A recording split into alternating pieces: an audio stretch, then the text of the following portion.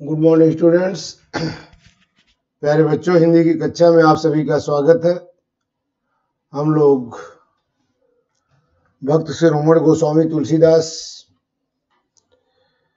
की रचनाओं पर आधारित प्रश्नोत्तर पढ़ रहे हैं, जिसके अंतर्गत हम लोगों ने भरत महिमा से प्रश्नोत्तर को पढ़ा था।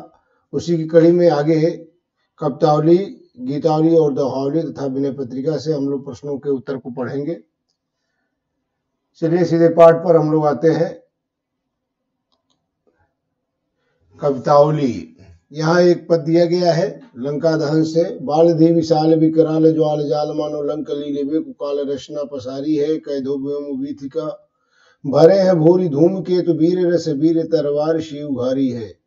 तुलसी सुरेश चापू कैधो दामिनी कलाप कैधो चली मेर तो कृषाण सर भारी है। देखे जातु धानी या कुलानी का है कानन उजारो अब नगर प्रजारी है। लंका दहन कवितावली का पहला पद, जिसमें से बीच की दो पंक्तियां देख रहे हैं आप लोग, ये जो है रेखांकित है। उपयुक्त पद्यांश का संदर्भ लिखिए, पद्यांश के कवि एवं शीर्षक का नाम लिखिए। तो कवितावली से लंका दहन और कवि का नाम गोस्वामी तुलसीदास। रेखांकित अंश की व्याख्या, बालधि और जातधान का अर्थ लिखिए। बालधि विशाल विकराल ज्वाल जाल मानो कौन सा अलंकार है। इस पद्यांश में कवि ने किस प्रसंग का वर्णन किया है। तो उत्तर देखें प्रश्न के अनुसार ही। प्रस्तुत पद्यांश महाकवि गोस्वामी तुलसीदास द्वारा रचित कवितावली के लंका दहन शीर्षक से उद्धृत है।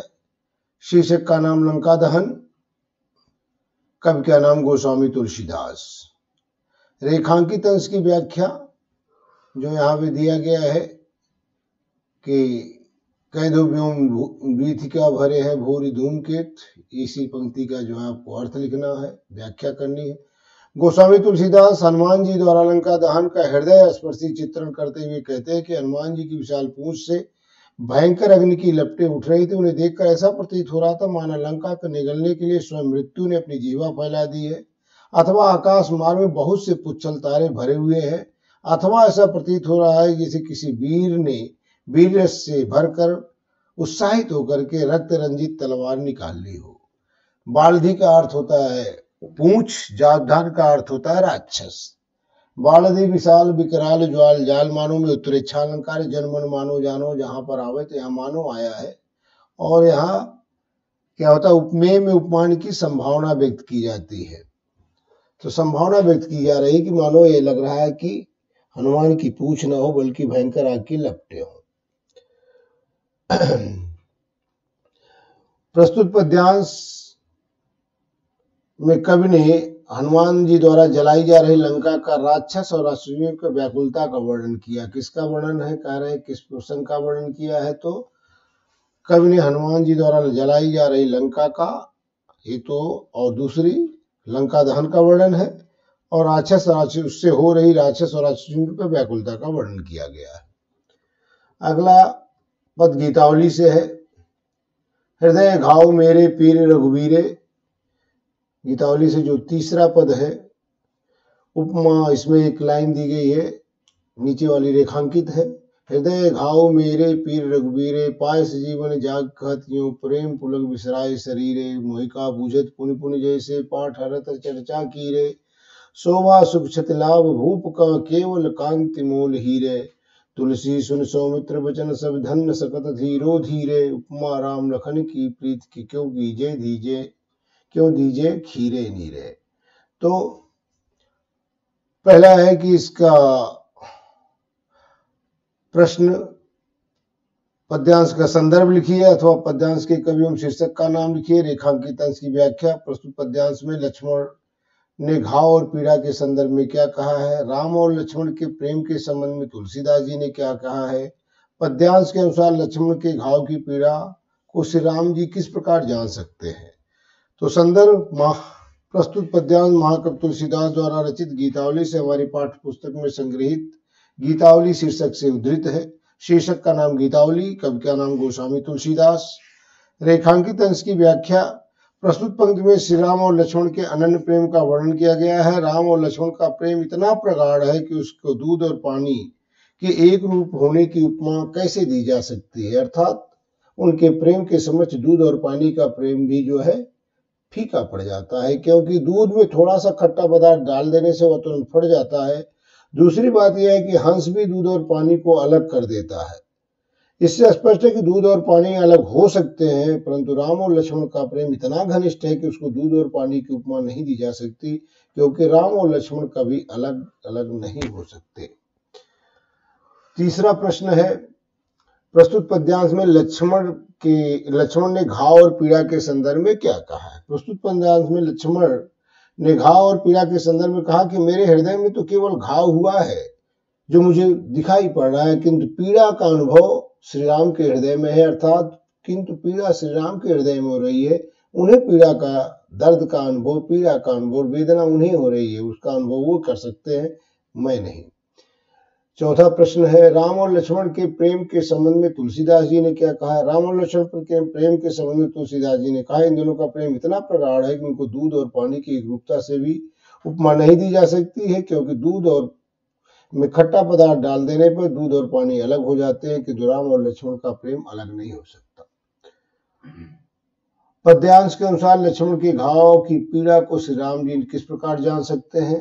प्रस्तुत पद्यांश में लक्ष्मण के घाव की पीड़ा श्री राम तोते के स्वामी की भांति जान सकते हैं। जिस प्रकार से तोता राम नाम का अर्थ नहीं जानता, केवल राम नाम को रटना सीख लेता है, लेकिन उसका स्वामी जो होता है वो राम नाम का अर्थ जानता है, उसी प्रकार से यहाँ लक्ष्मण कहते हैं कि मेरे घाव है, पीड़ा का अनुभव, वेदना का अनुभव तो श्री राम को है।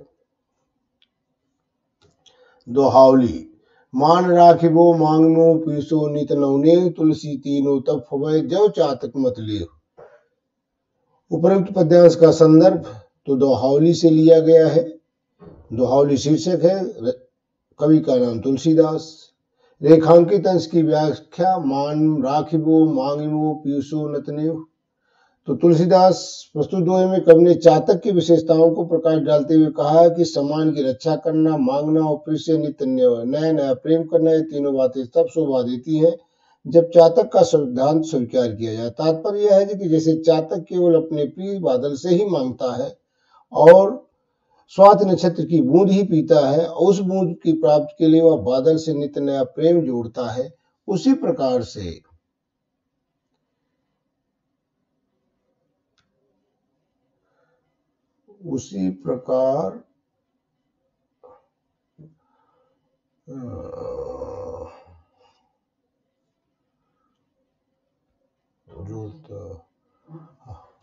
व्यक्ति को अपने प्रिय से ही मांगना चाहिए। उसकी इच्छाएं अल्प होनी चाहिए और इच्छा पूर्ति के लिए प्रिय से नया नया प्रेम जोड़ना चाहिए, तभी उसके जीवन की अनंतता सिद्ध हो सकती है। चातक जल की याचना बादल से करता है। चातक, यहाँ पूछा गया है, चातक जल से किसकी याचना करता है? जल की। कवि के अनुसार व्यक्ति का जीवन कैसे सफल हो सकता है? कवि के अनुसार व्यक्ति को केवल अपने प्रिय से ही मांगना चाहिए, उसकी इच्छाएं अल्प होनी चाहिए, इच्छा पूर्ति के लिए नित्य नया प्रेम जोड़ना चाहिए, तभी उसका जीवन सफल हो सकता है। अगला प्रश्न है, इस पद्यांश में किसकी विशेषताओं को बताया गया है? चातक की। तो प्रस्तुत पद्यांश में चातक की विशेषताओं को बताया गया। नहीं जाचत नहीं संग्रही, शीश नाई नहीं ले, ऐसी मानी मांगने को बारिद बिंदे। प्रस्तुत पद्यांश का संदर्भ तो दोहावली और कवि का नाम गोस्वामी तुलसीदास। रेखांकित अंश की व्याख्या, ऐसी मानी मांगने को बारिद बिंदे। तो तुलसीदास जी कहते हैं, यह चातक मुख से मांगता नहीं, यदि कोई देता है तो आवश्यकता से अधिक ग्रहण नहीं करता, कभी इकट्ठा करके नहीं रखता, कभी सिर झुका करके भी नहीं लेता। चातक ऊपर की ओर मुख किए रहता है, ऊपर से स्वाति नक्षत्र की बूंद गिरती है तो उसके मुंह में जो जाती है। ऐसे स्वामानी चातक के बादल के बिना, चातक को बादल के बिना कौन दे सकता, अर्थात अनंत जल से परिपूर्ण बादल ही उसकी मौन याचना को समझ और पूर्ण कर सकता है।